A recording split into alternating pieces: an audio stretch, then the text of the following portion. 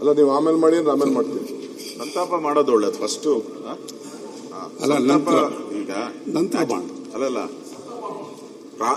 ಪ್ರತಿ ವಿಧಾನಸಭೆಯಲ್ಲೂ ಮೊದಲು ಯಾವುದೇ ಕಲಾಪ ತಗೊಂಡ್ರೆ ಸಂತಾಪ ಮಾಡುವಂತದ್ದು ಪದ್ಧತಿ. ಹೊಸ ಪದ್ಧತಿಗೆ ಇದು ಅಲ್ಲಲ್ಲ, ಅದಕ್ಕೆ ಅವಕಾಶ ಇದೆಯಲ್ಲ ಆಮೇಲೆ ಇರ್ಲಿ ಬಿಡಿ ಅಧ್ಯಕ್ಷ. ಅಲ್ಲ ಸಂತಾಪ ಆದ್ಮೇಲೆ ಅಧ್ಯಕ್ಷ ಸಭೆ ಅಡ್ಜರ್ನ್ ಹೊಸದಾಗಿ ಅಲ್ಲ ಒಂದೇ ನಿಮಿಷ ಅಧ್ಯಕ್ಷರೇ, ಮಂತ್ರಿಗಳು ಹೊಸದಾಗಿ ಆಗ್ತಾ ಇದ್ದಾರೆ. ಸಂತಾಪದಲ್ಲಿ ಮಂತ್ರಿಗಳು ಹೊಸ ಪರಿಚಯ ಸರಿ ಇರಲ್ಲ, ಅದು ಬೇರೆ. ಅದು ಅವ್ರಿಗೆ ಹಬ್ಬ. ಅದು ಇಲ್ಲಿ ಸಂತಾಪ ಒಂದ್ ಕಡೆ ನೀವು ಮಾಡಿ ಅವ್ರನ್ನ ಪರಿಚಯ ಇದು ಸರಿ ಇರಲ್ಲ ನೋಡಿ ಸರ್. ಅಲ್ಲ ಸಂತಾಪ ಸೋಮವಾರ ಮಾಡಿ ಬೇಕಾದ್ರೆ ಇದಾದ್ಮೇಲೆ ಮಾಡಿ. ಸಂತಾಪ ಫಸ್ಟ್ ತಗೊಳ್ಳಿ ದಯವಿಟ್ಟು.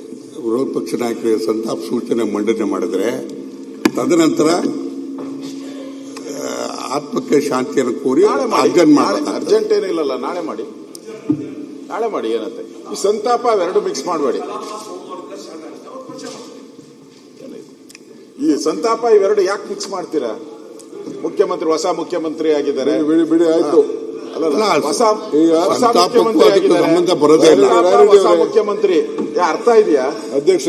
ನೀವೆಲ್ಲ ಹೋಗ್ಬಿಟ್ಟು ಸಂತಾಪದಲ್ಲಿ ನೀವು ಹೊಸದಾಗಿ ಕಳೆ ಘೋಷಣೆ ಮಾಡೋ ಸಂತಾಪ ನಂತರ ಬರೋದು. ಈಗ ಮುಖ್ಯಮಂತ್ರಿಗಳು ಪರಿಚಯ ಮಾಡ್ತಾರೆ. ಅಧ್ಯಕ್ಷ ಹೌಸ್ ಇನ್ ಫುಲ್ ಫಾರಂ. ಅಲ್ಲಲ್ಲ, we will respect their sentiments. ಆಯ್ತು ಬಿಡಿ ರಾಯರೆಡ್ಡಿ ಅವರೇ, ಆಯ್ತು. ವಿರೋಧ ಪಕ್ಷದ ನಾಯಕರು ಹೇಳದ್ನ ನಾವು ಕೇಳೋಣ, ನಾಳೆನೇ ಮಾಡೋಣ, ನೋ ಪ್ರಾಬ್ಲಮ್. ಏನ್ ತೊಂದರೆ ಇಲ್ಲ. ಈಗ ಆಯ್ತು, ತಾವ್ ಹೇಳ್ದಂಗೆ ಸಂತಾಪ ತೆಗೆದುಕೊಳ್ಳೋಣ. ನಾನು ಯಾವ ದೃಷ್ಟಿ ನಿಮ್ಗೆ, ನೀವು ಹೊಸದಾಗಿ ಮಂತ್ರಿಮಂಡಲ ರಚನೆ ಮಾಡಿದ್ದೀರಾ, ನಮ್ಗೆ ಇಷ್ಟ ಇದೆಯೋ ಇಲ್ಲ ಅದು ಬೇರೆ ಪ್ರಶ್ನೆ. ನಿಮ್ಗಂತೂ ಖುಷಿ ಇದೆ. ಸಂತಾಪ ಖುಷಿನ ಯಾಕೆ ಮಿಕ್ಸ್ ಮಾಡ್ತೀರಾ? ಬೇಡ. ಅದಕ್ಕೆ ಇದು ಹೊಸ ಪರಂಪರೆ ಬೇಡ ಅಂತ ಅಷ್ಟೇ.